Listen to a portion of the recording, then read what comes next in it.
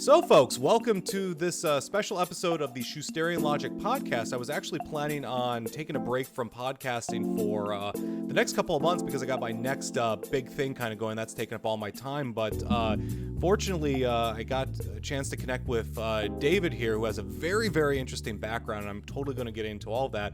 But most recently, he actually just got his first job offer after months being on the market for software development, and we're right in the transition period where he's now kind of transitioning into the field. So I felt this would be a wonderful time to get some ideas, get his thoughts on paper, and get a recording of this time where, it's never going to happen again, regardless. So I thought this was quite good. So David, welcome to the show.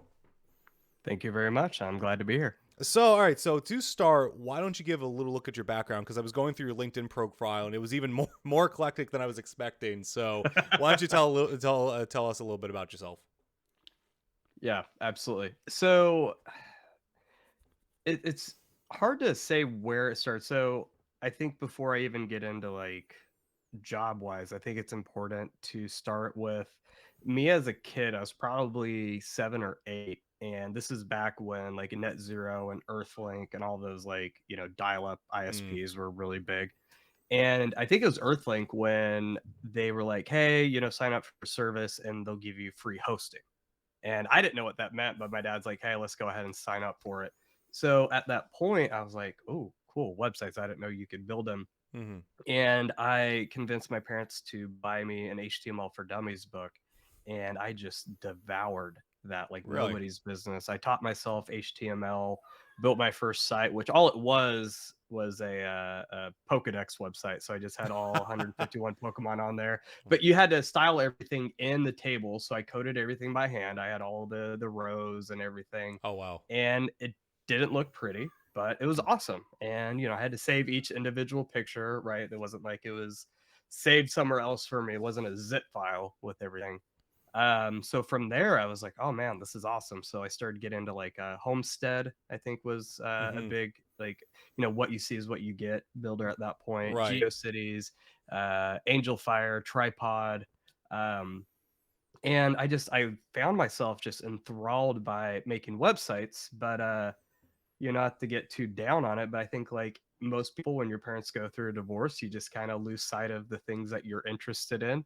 You Yeah. get dark and broody and become a metal vocalist. And, like everybody does in their Yeah. teens. That old chestnut. So, from there, I forgot about coding. I played music for a while. I toured. I did the whole record label thing. And then I went to school back in 2011. So I graduated high school in 07. Went to college, got my studies in Christian ministries and English degrees, went to seminary, got married, all this different stuff happened. Right. Got into car sales. Never thought I would be a car salesman. And then back in 2019, I was just fed up with like the ethics of car sales. There's a lot to unpack there. Mm-hmm. And one of my friends, he works for a local, I don't know what you'd call him, a design firm or whatever. He's a product designer. I guess that's what you call him now. And he's like, well, why don't you look into coding and web development? I was like, I mean, yeah, I tinkered around with it as a kid. Right. And then I saw what it actually entailed in the pay. And I'm like, oh man, yeah, I need to do that. So I started taking some Udemy classes, and then 2020 happened. Mm-hmm. My daughter was born. She was in the hospital for a while. I got laid off, which people just assume, oh, you got laid off. You have plenty of time. Now when your daughter's in the hospital. Right. You focus on a lot of stuff there. So long story short, just after a less than ideal work situation, I was just like, screw it. And that's when I enrolled for a boot camp this past fall back in September. So. Oh, wow. Okay, so a lot to unpack there. What's interesting Yeah. is that I found you're actually the third musician I know who moved into software development. The original one of the first musicians I met actually was a guy named James Scheme, who was my first boss at IBM, who actually did a lot of touring in California. I'm not sure how deep he got into it, but was a musician until one day he decided he was going to be an engineer. And now he's actually at SpaceX now being a Linux administrator for him. So his career went an interesting way. And I've met a number of other musicians who have done that. And also people who have either did religious studies or seriously considered that. I've also met a number of people who went through that.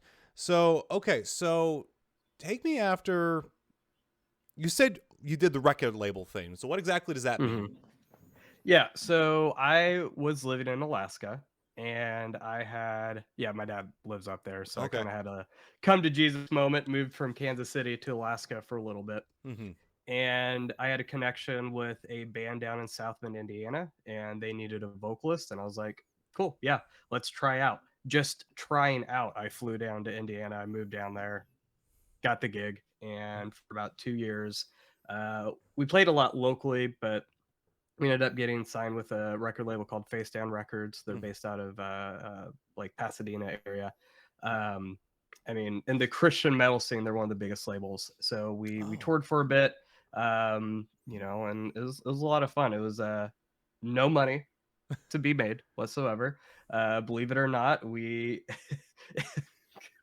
we had numerous times where we'd play at a church and they'd be like, "Oh, sorry, we don't have the guarantee, what they're supposed to pay you, but we have pizza." And I'm like, "Oh, great, because you can shove pizza in a fuel, in the fuel truck. Yeah, I I get that. appreciate that." That Uh, that sounds like a lot of fun, but it also sounds, yeah, small market. it was yes, very small market, not a lot of money to be had, but it was amazing. I mean, I made some great friends then, and it was a very formative point in my life, and I wouldn't trade it for anything. I mean, it's Mm-hmm. not only being able to tour, but being like, "Oh yeah, I was in a band that got signed to the record label I grew up listening to bands on." Like, that's bucket list 101. Right. So, So, all right. So you did you did that. You had your mhm, moment when you were a kid. So when you kind of came to a realization where okay, I need to start making money. Whatever. What was yeah. that initial transition like? What year was it, and what were you really thinking?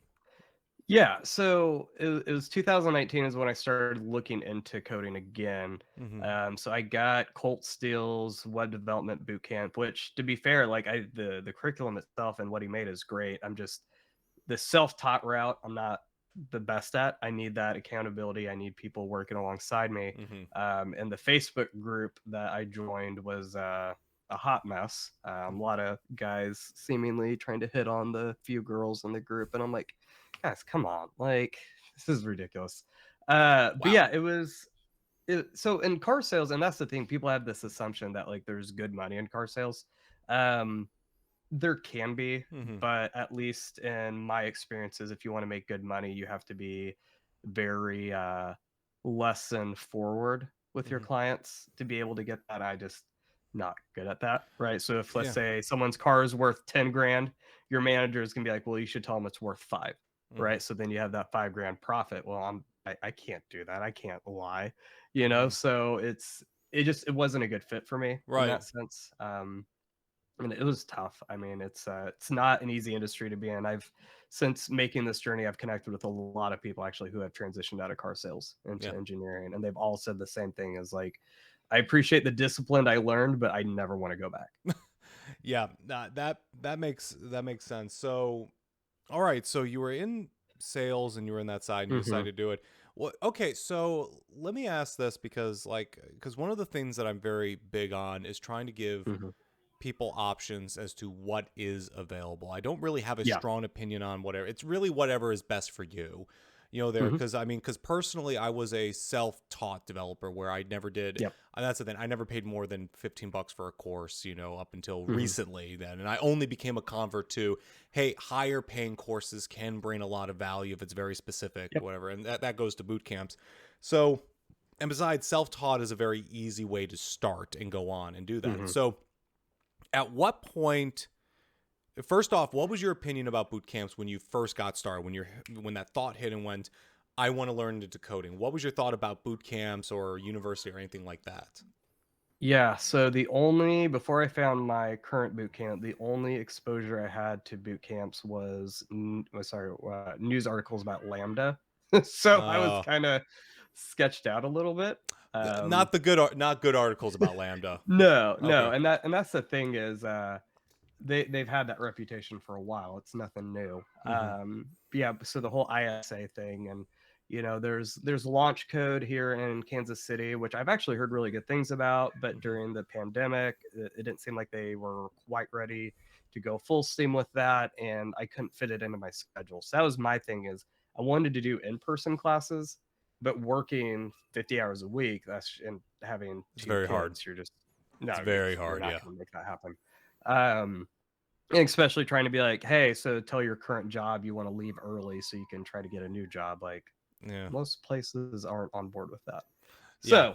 So, yeah, so that's when I started kind of looking around. And I mean, to be honest, this is where targeted ads work pretty well Mm-hmm. because with being in Udemy's, Colt Steele's bootcamp there, all of a sudden I started getting sponsored ads on Google being like, hey, check out Springboard because Mm-hmm. Colt had partnered with Rhythm School on that. I was like, Oh, oh, okay. I like Colt stuff. I've looked into him. He's a reputable guy. So I'm like, if he signed on to this, there's got to be something to check out. And right. that's what got me going is just seeing his name attached to that.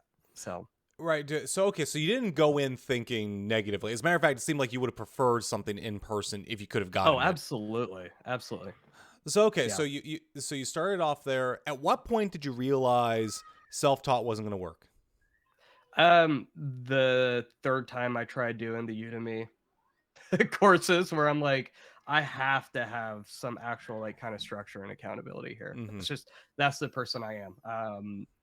I have a lot of respect for the people who can set their own schedules and being able to plow ahead.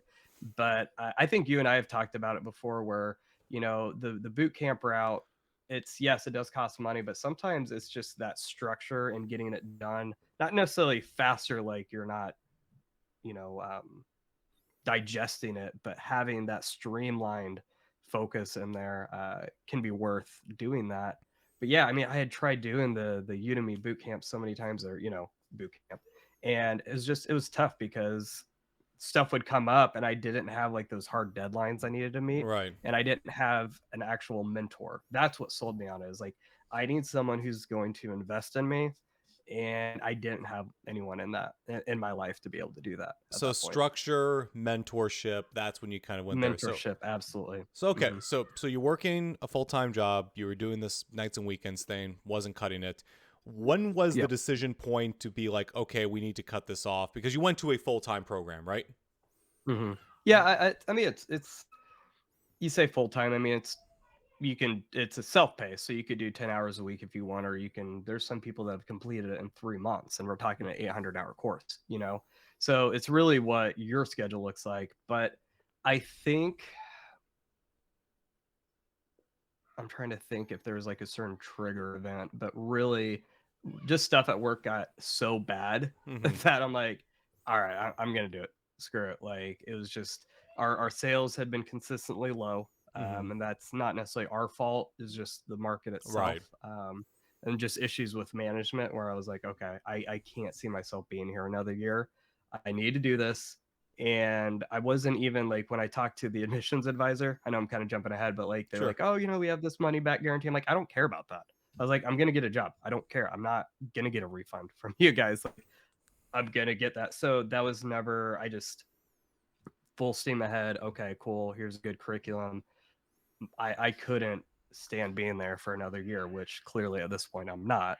But that was my driving force. Is just my work environment was so bad that I didn't have any more excuses to Right. not commit to this. All right, so you had a bad situation you went through and now you went into the course there. So you said it was Hmm. self-paced, so how long did it take you to get through Springboard, correct?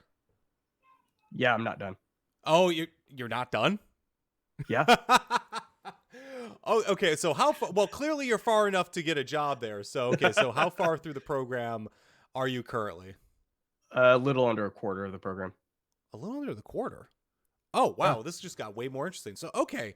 So all right. So take me through that. Take me through like Yeah. what was your pace that you went through? What did you do? How did you? Yeah. Let's talk about the boot Yeah. camp and then we'll get to the next phase because this is Okay. very interesting. Yeah, so I'm actually pulling up the curriculum right now. So just to kind of give an idea how it starts, so they give you a prep class that you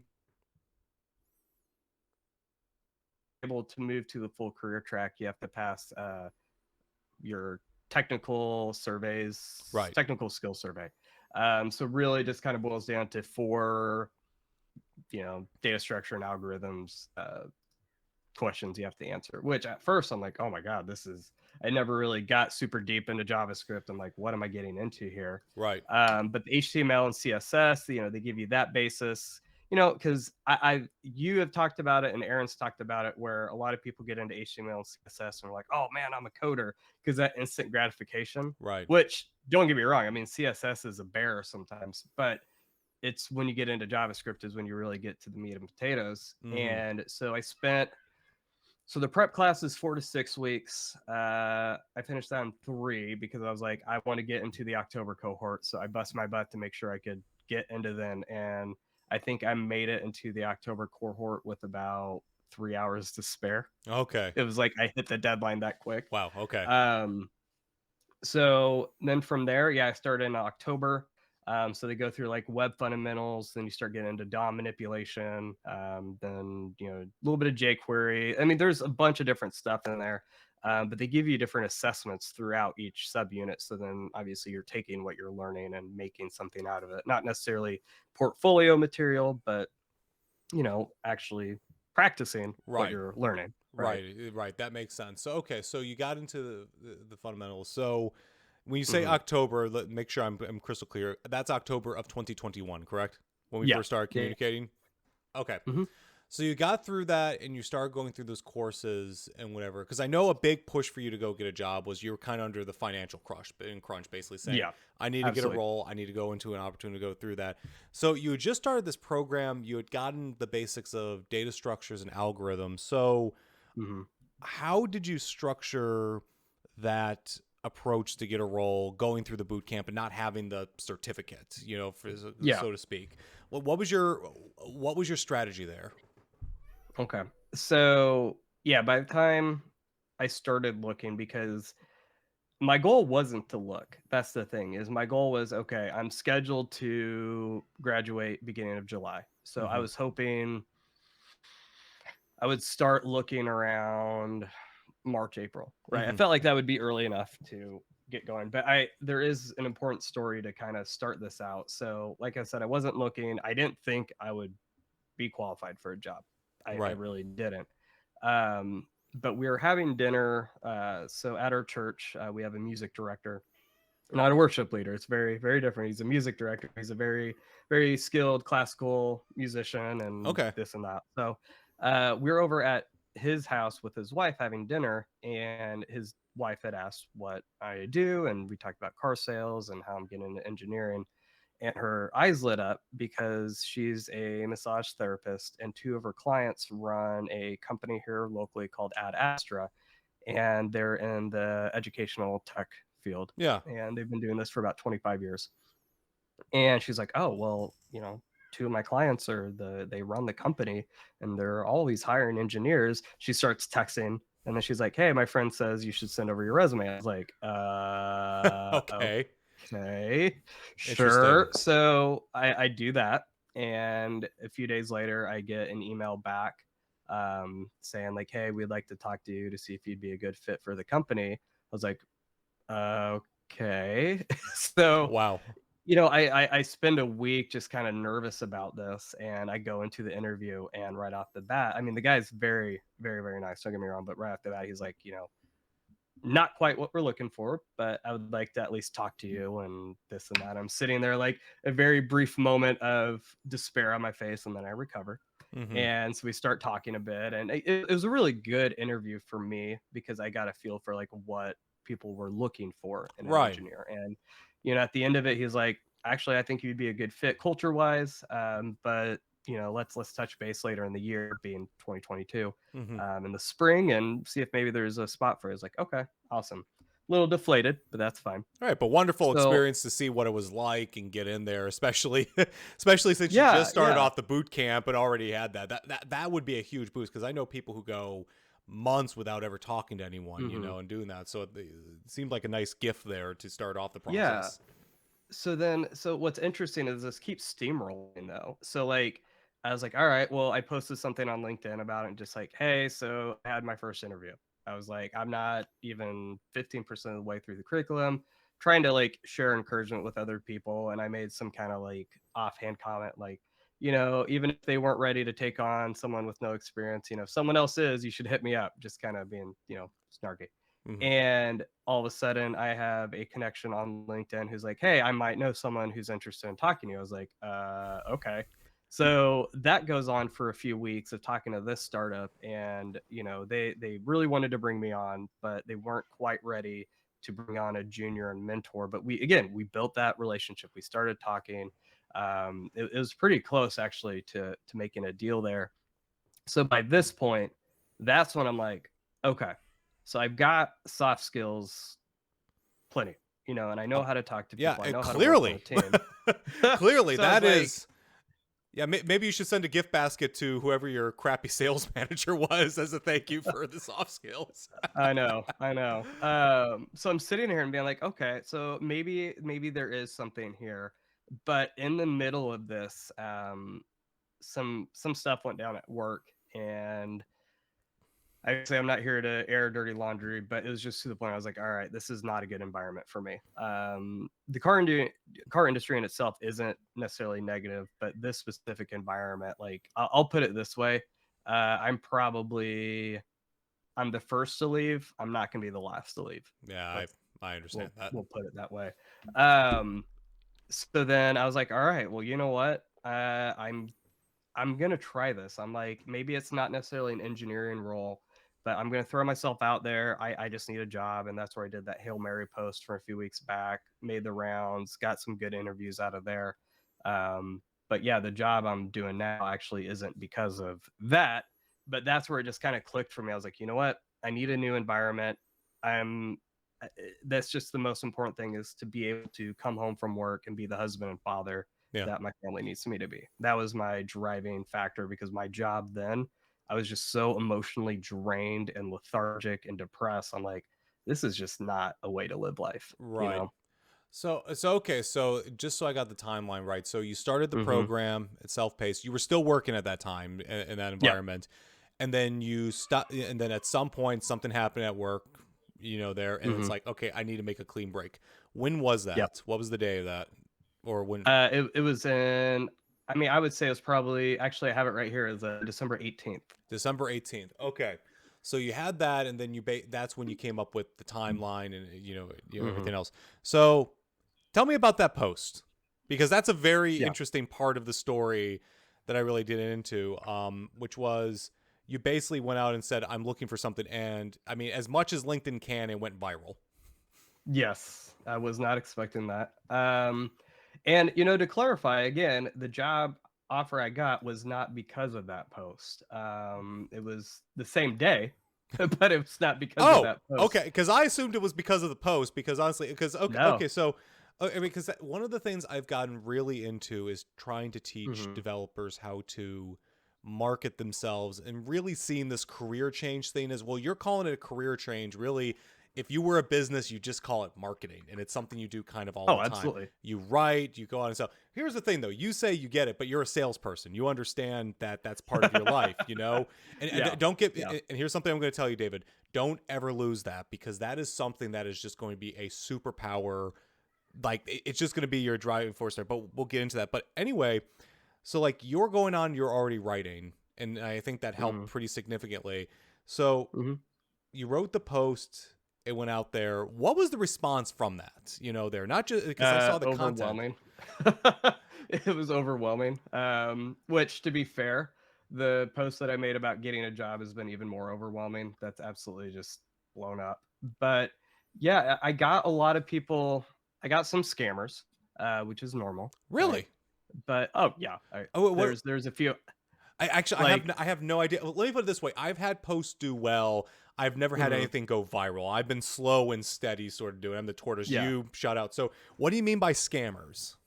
Oh, like, you could tell the people, their accounts, like, they were like, "Hey, I'm looking to hire," but there's nothing on their profile that had anything to do with hiring. Like, they Mm, were just, it's that very fuzzy generic picture, and the way that they comment. I'm like, there's just red flags where I'm like, this got it. isn't normal.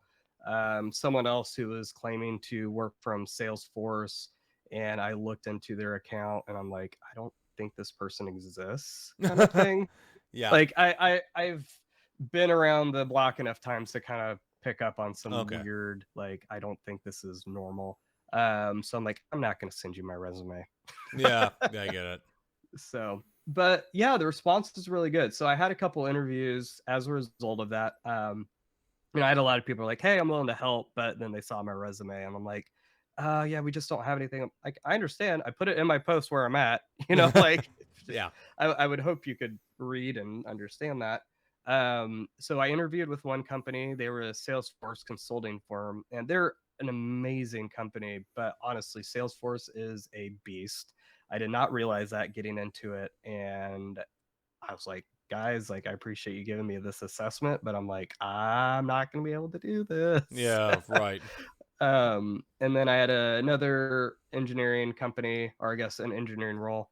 They reached out, and it wasn't a matter of not wanting to work with them. It was because the job I ended up getting, that assessment took so much time Mhm. that by the time I got to theirs, I was like, guys, I'm exhausted. Can we table this? And because schedule didn't work out. But then they ended up going a different route anyway. They wanted Mhm. someone with a little bit more experience. But I talked to a lot of people, got a real lot of really good advice from that. But yeah, it was amazing to see that, like, it wasn't just people trying to help me. It was seeing how many other people are in similar positions and being able to connect with that, and people just being like, you know what, like, not that they felt like they were alone, but finding like a kindred spirit. I Yeah. think that was, to me, really encouraging, because there are a lot of people who are, they feel like they're between a rock and a hard place, and being able to build that relationship, and now being able to be like, hey, I got that job offer, they can see like, oh man, like, okay, it Yeah. actually does happen, not just to the super smart leak code people, but to your career transitioners too. Right. Career transistors. All right, so that's cool. So, all right, that's exciting, but you actually didn't need that, or if you didn't put that out there, it would have happened anyway, which is cool to know. But like, Hmm. it's also good to know that you can throw a Hail Mary pass out there sometimes, and it can land Yeah. spectacularly. And that's that's the great thing about marketing and Hmm. writing and using these forums. Because again, we think about jobs from a perspective of small wins every day with the potential of a big loss. We go to work every day and get paid a little bit, and then all of a sudden, crash, you leave your Yeah. job or you get laid off or something else like that. We're rarely Hmm. on the other side where it's like nothing, nothing, nothing, nothing, nothing, a little bit, nothing, nothing, and then boom, it explodes. Which Hmm. that's the dynamic you get from writing. So it's cool that you had that experience and you could see that. So all right, so what was the firm that you ended up connecting with in there Yeah. in the job? So company is called Carmigo. They're based out of Tupelo, Mississippi. So I was scrolling through LinkedIn at work. It was a Saturday, and I saw a post, and I think actually he was just the guy, the co-founder, lead engineer, was talking about how the company was growing. They started with 3 people, now they're up to 20. It's like, we're hiring a bunch of engineers, of all shapes and sizes. I don't remember the wording, and he was like, let me know if you're interested or whatever. And I sat there and I looked at it, and I'm like, okay, so a job in the car industry. I already have that experience. I was like, I'm not going to like or share this. I'm just going to message him directly, because I was like, I'm going to be greedy. I don't want anyone else to see this. So I messaged him, and I'm just like, Sean, I saw your post about hiring software engineers, currently going through a boot camp, and I'm also 5 years into the car industry as well, being sales. Would like to talk more. Do you have 5 minutes today to chat by chance? And 2 minutes later, he's like, yep, I'd love to, chat, introduce ourselves. What's a good time to talk? So we talked. I sent him my resume. I was in line at a Chick-fil-A, by the way. Hmm. So we were talking while I was doing that, and it was good, short relationship, conversation there. He was like, "Cool, man. Let's stay in touch." I told him I was talking to a different startup at that point. He's just like, keep me posted how that goes. Mm-hmm. And then a few days later, I was like, "Hey, so wanted to let you know, after that startup, after that conversation, I talked to the startup, and they're just not ready to do the apprenticeship. If pretty much, I was just like, I understand you may want someone more experienced. I was like, I understand that. But that being said, like, I would love to still talk. And I told him, I was like, if I'm not what you're looking for, I have someone in mind that might be a really good fit for you." And then he was like, "Hey, thanks for the update. I'll call you." And he calls, and he's like, "Okay, what is your deal with recommending someone over yourself?" I was like, "Well, I'm just saying, like, I might know someone who might be a good fit." So that's actually what got the conversation started. And by the end of it, he was like, "All right, man. So let's do a take home assessment. Let's see what you can do. I know you're not very far in the boot camp, but it seems like you're willing to learn, and I want to make you an offer. So give me a reason to, I'm trying to remember the exact words that he gave. I would love to make you an offer, and it would be great if you could wipe away any hesitancy that I have with where you're at in the education. So I want to pause here because I want to hear how this goes here. But I'm Mm-hmm. curious, as you're talking to folks, are you deliberately thinking about how I'm going to sell them, talk to them, how I'm going to phrase it, or is it just natural for you? The reason I'm It, saying that, it's the reason it's I'm saying natural. that because you're doing it like I said, it seems very natural. It seems like that. It doesn't Mm-hmm. seem forced, but I can tell because I've read enough of books on salesmanship and persuasion, things like Mm-hmm. that, where you're doing little things where it's like this was a smart way to approach this. So you're saying 5 years in the industry has just taught you how to do this well, or is it, or was it car sales? Was it something else that gave you that? I mean, car sales was a big part of it because it really is influence, right? Yeah. You know, and persuasion. That's a huge part. But I think where I differ from most salespeople is I'm going to be honest about where I'm at. I know some people should be like, you should sell, your strengths and all this stuff. Don't give anyone any sign of weakness. And I'm kind of like, well, I think there's a difference between a sign of weakness and just being honest and humble, right? So, that's where I'm going to be like, yeah, I'm not quite where you would probably consider someone, but I know that in this industry, if you find the right person, your soft skills and your personality can cover a multitude of sins, right? If you can be teachable and if you can work with people, I mean, let's be honest. There's a huge, huge number of super talented engineers and coders who, no fault of their own, just don't know how to work with people, and Oh yeah. it's a it I don't know what the solution is to that because I would love to help people with that. It's a very it's the reality of the industry, unfortunately. Yeah. And I've talked to hiring managers where they're like, I've had to turn down people that were incredibly skilled, but they just weren't a good fit. Um, Yeah. so. And I think it's because the industry today tolerates it. Mhm. Um, And I think it does it because that's the thing. Like, I mean, and I think it's going to be even more so than usual. Like, it's going to get worse before it gets better.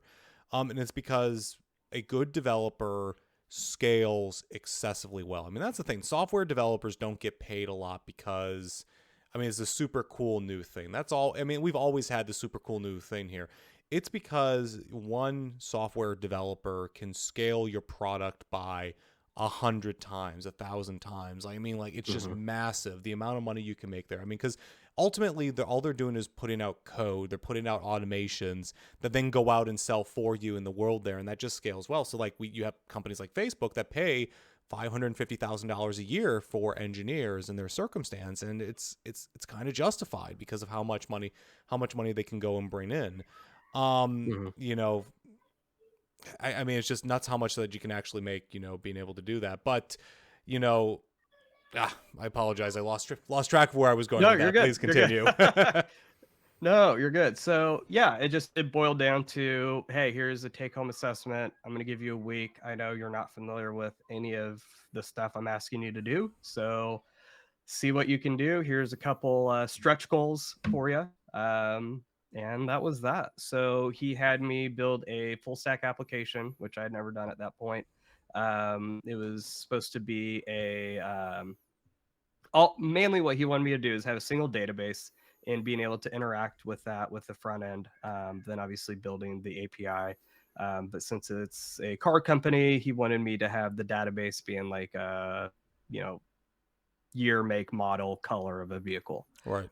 So front end was built with Vue.js, and then with the back end, we did Express, Node, and however the heck you pronounce it, Postgre. Postgres, yeah. I know everyone has different ways of pronouncing it. It's just funny to me.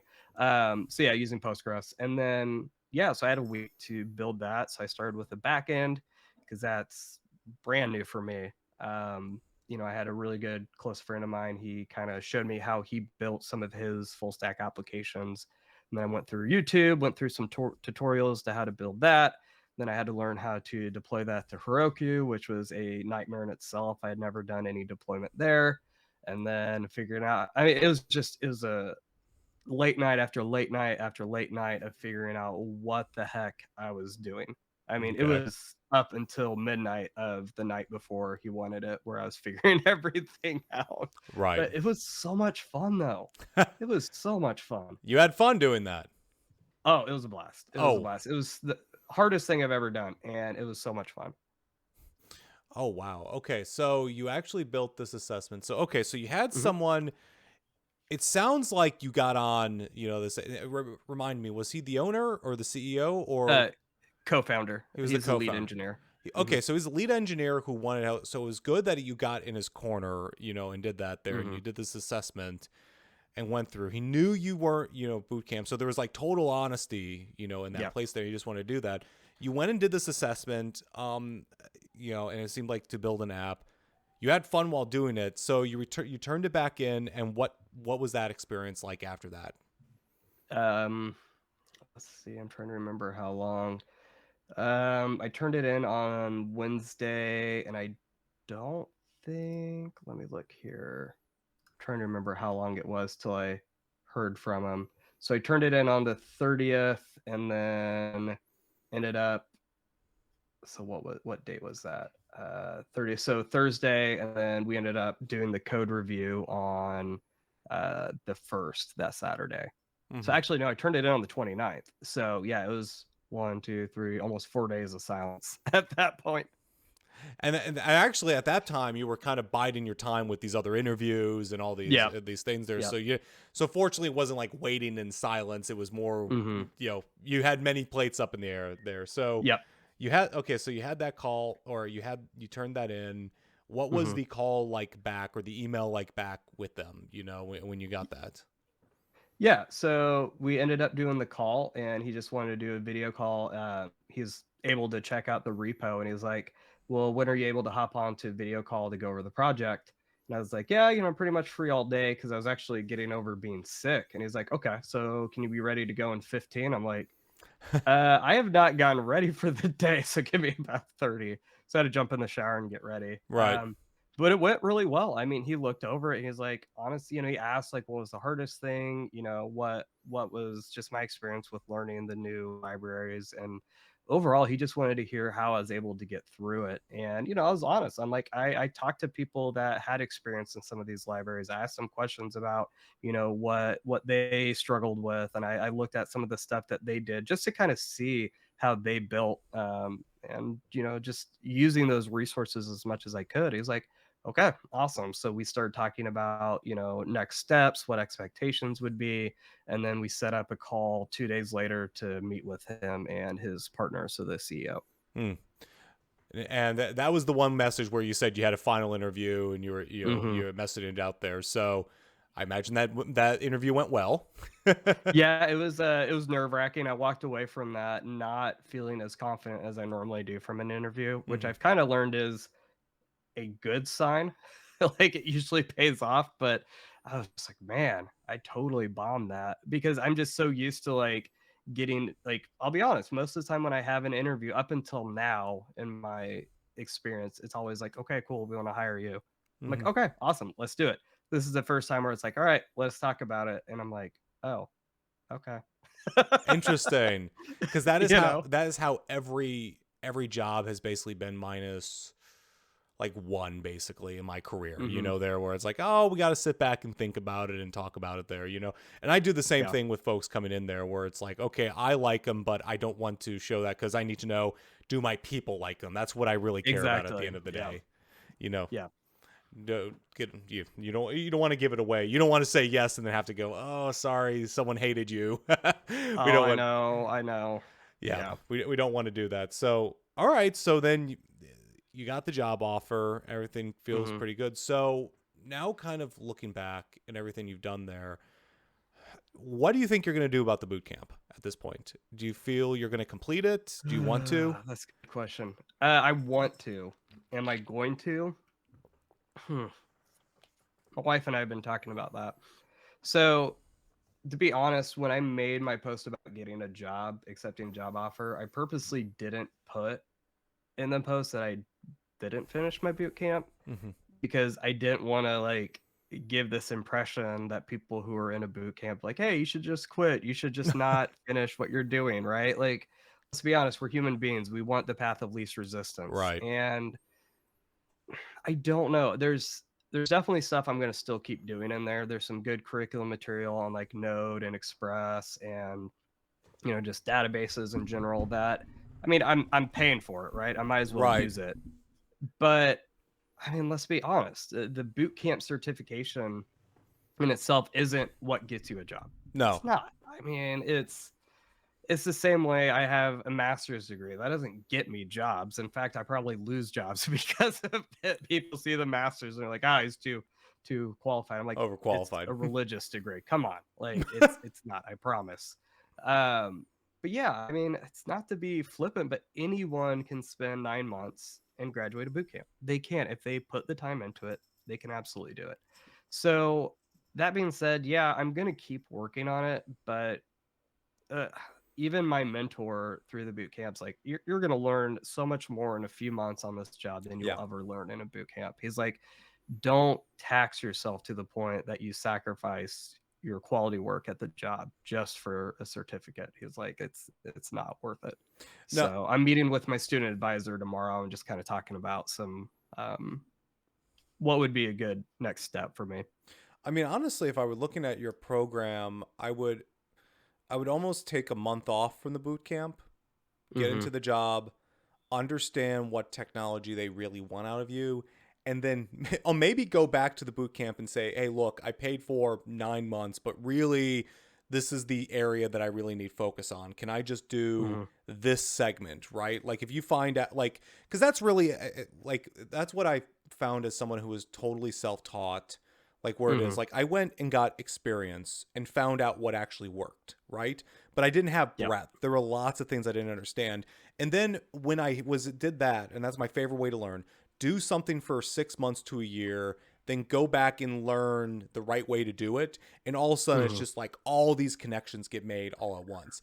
It might be useful for you to go and almost like pitch them an idea where it's like, look, I don't need the certificate, but I may need some learning. Let me go for a month, go and actually learn what this job does. Let me figure out where my real weak points are, and then come back to you guys on the program and say, I need to take this, this, and this, and then Mm-hmm. we'll call it done, or Well, whatever. they have lifetime access, so that's where I'm like, I want to make sure I just don't miss that, for some reason, but I don't think I will. Mm-hmm. So yeah, I mean, theoretically, it's gonna be there as long as I need it to be. Yeah. So the time limit I know is more for like the job guarantee element, but again, I didn't go into it worried about that. So Right, right.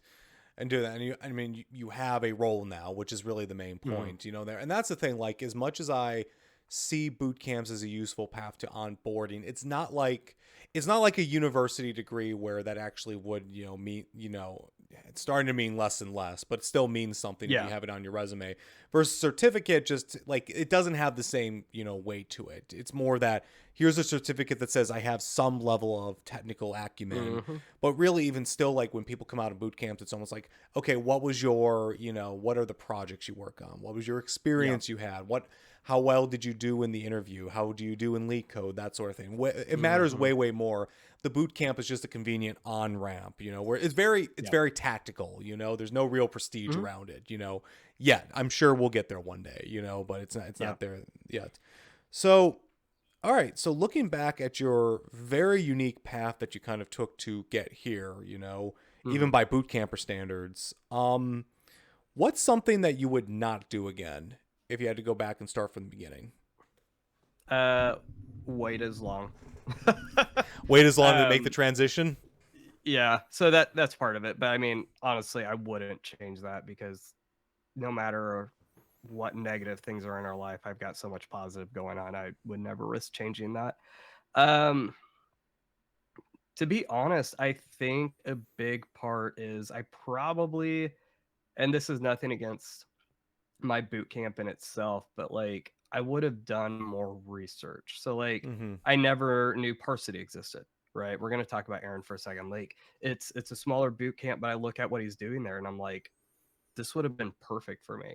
Yeah. And I never knew about it. So probably spending a little bit more time. researching, just seeing what other ones are out there. But I think as negative as it is, I probably would have tried to go into it with a little bit more realistic expectations too. So what I wouldn't have done is having this idea that like I don't know how to do this without stepping on toes. Boot camps are it's a sales pitch, Okay, right? can I say it And for you so you don't have to? yeah. All right. So the thing that we found here, and again, this is somebody who, like, as I'm putting together my next program and things like that, boot camps are going to be featured quite heavily because exactly what you said. For you, it was a really good idea. But at the same Mm-hmm. time, standards have gone down for a lot of these programs quite significantly. Some of them, like that, especially with the ISA incentive, especially Yeah. because of that, there's very little reason to look at people kind of coming up from. So the problem is that there's a lot of them that are predatory.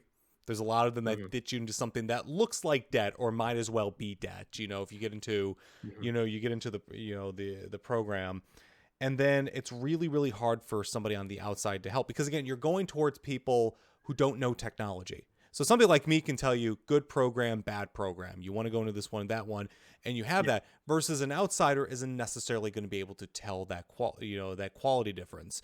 So for Mm-hmm. me, it's that's the thing. You want to look into it. You want to find something that's reputable. You want to figure out where your money's going into it. But yes, you can get suckered into something bad.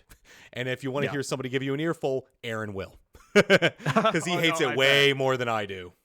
Yeah. And I definitely don't regret that decision. That's not me saying like don't go to Springboard. I wish I would have I think that's just the element of I wish I would have taken more time. I still think I would have ended up going there, Mm-hmm. but I think I would have been more like, okay, I don't feel like sometimes a salesperson can be the one who gets that sales, like they can be sold easier at times. Hmm. And I do think that I just wasn't probably weighing out my options as much. So that's one of those things where I think a lot of people, I say that because I think a lot of people they'll look at the reputation that a boot camp has, which is on the one hand important, especially in a negative sense. You don't want to go to a boot camp that has a negative reputation. But at the end of the day, none of these jobs or very few jobs are going to be looking at where you came out of Mm-hmm. and then like, oh, okay, he's a so and so graduate. I want to hire him. Right. That's how colleges used to be. And even still now, like that's I don't feel like that's as relevant. Mm-hmm. But I will be honest, I've talked to people, hiring managers who are like, we don't like hiring people from X or Y boot camp though, because they're like, we're not fond of, we're not impressed by what we see coming out of there. Right. So Interesting. I mean, there's a lot of things that I never would have guessed until getting into it. So again, I don't know if I it's hard to say I would do anything different, but again, it's just I would encourage people to probably weigh out their options a lot more. Like find 5 or 6 different ones if you're really that serious about it and make a pros and cons list. And it's not just the cost. I mean, it's not. Mm-hmm. You could find a cheap one like Parsity and you're going to get good quality content. You're going to find an expensive one and walk away and being like, I don't know what I did. I've talked to so many people that have finished boot camps and they're like, I want to start another one because I don't feel like I got what I needed out of it. And I'm like, that's so depressing. Interesting. Huh. That's actually incredible. Wow. Yeah, I've got So a call with someone tomorrow about that. They were like, "Hey, I finished the boot camp and I just don't feel like I have the job skills I need." I was like, "All right, cool. Let's talk." yeah, yeah. Cuz I don't think going to another boot camp is going to solve that, you know. Yeah, honestly, he sounds like somebody who. Why don't you try like Aaron's new program, Dev 30, and see like how that helps? Mhm. Because honestly, I like what Aaron is doing, and he actually did this independent of me. I may be helping him with it at this point because I loved it so much, but Oh, wh- awesome. where Dev 30 is really focused on the skills and habits of what makes a software developer. Like Absolutely. what you were saying was I don't think I have the discipline to basically go off and do a boot camp. And that's very fair. And some people may want a mentor or something else. But it's like Mhm. the things that make the habits of a software developer are not super complex. There's mindset shifts that you can make. There are habits you can instill in yourself. There are certain ways that you can learn how to get resources. And he covers a lot of that during that program. And it's a free Yeah. program and there's video series every day. So it's interesting to see that if you had a resource like that when you started and you had someone that gave you that minimal standard, how much of it would have Hmm. actually improved you? How many other people would it improve and allow them to get a little bit further on the self-teaching path, you know? Yeah. Because now I'm interested in this person that you met is it that they feel that they didn't get what they needed out of the program because they didn't get the quality they were expecting, or is it that Hmm. sense of I'm not finished and feeling like there's going to be a complete list that's never going to come? I mean, that's Yeah. something that I tell almost every single career changer that I've met, and it's from 9 years of experience in software, which by the end, like I was the expert of Python in my group Hmm. of developers. I worked for some very intelligent developers. I could do analytics like no other. Basically, I could run reports and things like that. I mean, I really had a specialty. I never felt like I was a developer. I mean, don't get Yeah. me wrong. I felt like I had the developer title, but I knew it wasn't like.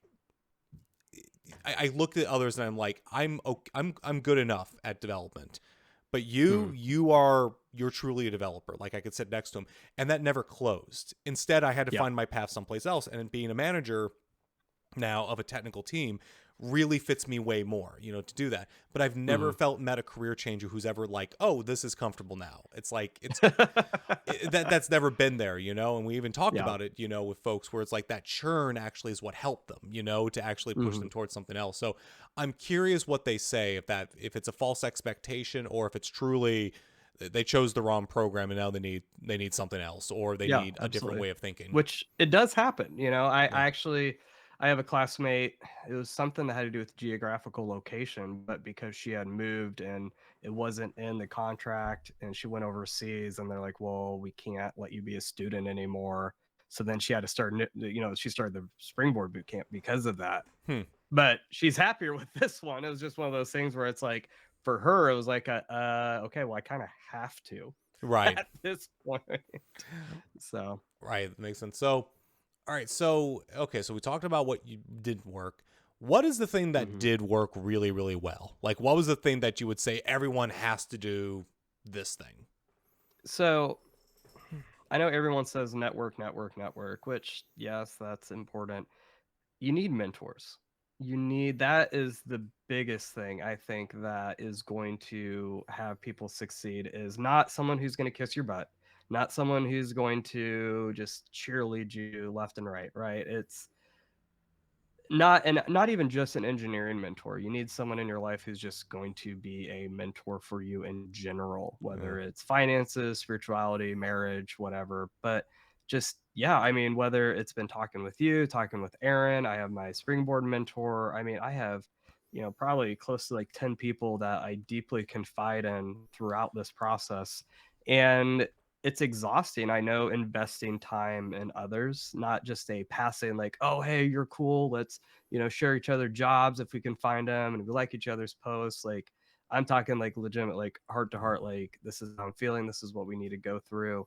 And it's because of those mentors, whether they wanted to be my mentor or not, that helped me get to this point. And I Yeah. just think these boot camps and people learning on their own or whatever, I mean, if you don't actually have a solid support system, people who are going to speak actual truth, not just like, oh hey, you're doing a good job, but being like, no, actually, like you need to work on this, Mm-hmm. that you need actual wisdom, right? Not Yeah. just advice. And I can't speak for everybody, but the people I have talked to who are struggling the most, they don't have someone speaking wisdom into their life, someone who's actually walking alongside them. So I'm like, well, of course you're struggling.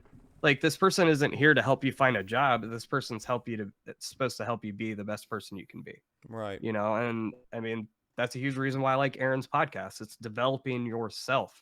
You can be the best coder in the world, but if you are a shell of a person, no one's going to hire you. And they know, they don't want to hire someone that's struggling to even have any self-esteem at all. You don't need to be some Tony Stark, but like you need to at least have some confidence in who you are as a person, not just your skills. Yeah, it's an interesting problem because that's Hmm. something that I really I work on a lot, which is figuring out how do you pull in as many people as you can. You find people that almost have this lost cause effect around them. And there's something, Mm-hmm. it's deeper than just they had a bad day and you went through, where you just come through and you're trying to like pull them up and pull them up and you Yep. just can't, and you wonder like how to be able to solve that. Yeah, I guess that's the thing, because like I'm a big proponent of networking, and seeing your story, there's a lot Mm-hmm. of networking opportunities, but that's a message that doesn't spread very well today for some reason. I don't think anyone disagrees with it. I think it's more that there's more to it than just go out and connect with people. And maybe networking just has Mm-hmm. it's a bad term for what we're looking at, because what you're talking about and what we had over LinkedIn talking over months goes Mm-hmm. beyond just Brian is networking with people or David is just networking with Brian, Yeah.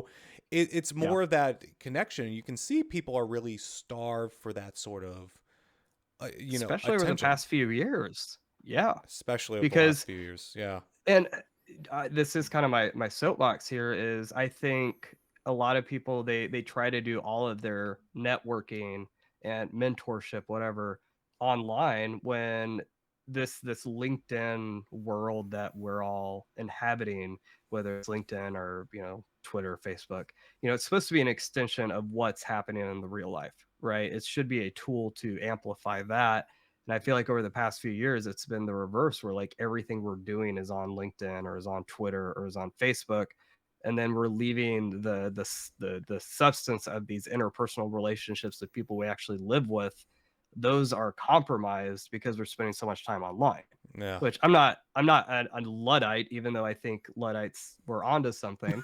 I just think that there's something very substantial and real about our in-person relationships, even if it's like phone calls, right? Yeah. Those that's you can't replace that with direct messages. So I think if you're spending all of your time networking online, but you're not actually networking with flesh and blood, because that's a huge reason what got me going. And I have people in my life, specifically my friend Ben, who his wife is in a mom's group with my wife, and he's been an engineer for years, and that was something where we knew who each other were, but we never really talked. And then he found out I was looking to do this, and now, I mean, we're talking on a near daily basis, and Mm-hmm. he's become a dear friend of mine. But that isn't because of LinkedIn, right? And Yeah. again, I'm not saying that's bad, but we're so starved for the intimacy of a relationship that when you spread yourself out over 5,000 LinkedIn connections, you're just not going to get that compared to the 5 to 10 close relationships that you might have. Right. And yeah, I think it comes down to, I'm not sure if we said the term yet, but I think I came to this realization, right? Which is funny because when I write in the morning, I write every Mm-hmm. day now. That it's funny. I get to the realization after I get done, and it's actually there. It's not really networking, it's connection, but it's almost something else. It's more like community, right? I mean, that's Mm-hmm. really what we're talking about when it comes to this, because like, like you think about, we're having a discussion here and I have a particular perspective, but then there's somebody I know who comes from a similar value system but has a Mm-hmm. slightly different background, slightly different perspective, and now they're giving you an interesting perspective. Then you go to somebody else in that Mm-hmm. group and you go somewhere else. When you see people who are really struggling, it's because I think there's that lack of community feel to what they're doing. However, they end up Yeah. building that out. I mean, I think about it where you talk about this people, whereas like I call myself a self-taught engineer, but I don't think of myself as self-made by any means. It's ridiculous to think Yeah. of that, of how many people have helped me and given time when I didn't deserve 100%. it, and Mhm. or when I did that just because I was there. And that's the thing. It wasn't even that it was an only one way road, because I got in a lot of friendships out of that. I was always trying to help. Even if I couldn't give much, I gave as much as I Yeah. could to make that happen. But still, I received a lot back from that. And you see folks who don't have that. It's funny. I don't know how to reach those people yet, or I'm trying Mhm. to have that, where people were like, are very much just, I need a job, and they just see interactions as transactional. It's like, Yeah. even if somebody says I need a job and I'm trying to help, I try to help them. I try to do that, but it's like, well, I have this one thing that you're asking me, It's a very binary thing. I either have a job that you can go in and you fit all the Mm-hmm. ridiculous number of qualifications I need there. And it's not even like there, even if I was looking for junior, you need to be located in my area. You need to be somebody that, I can hire, for legal reasons. You need to be somebody who can get through the process and can be high. And I'm Yep. hiring right now to that. And if I say no, it's like, well, that's it. We really don't have anything else to talk about, And Yeah. no, I don't know Yeah. anyone else to go through versus people who try to come in and try to be of value or sincerely Mhm. looking for help and trying to do that. That's a lot better. So that's the thing. I don't know how to get that people yet, but I'm hoping to figure out the answer. I'm hoping Yeah. what I'm building next can maybe be something that helps alleviate that. That's awesome. Yeah.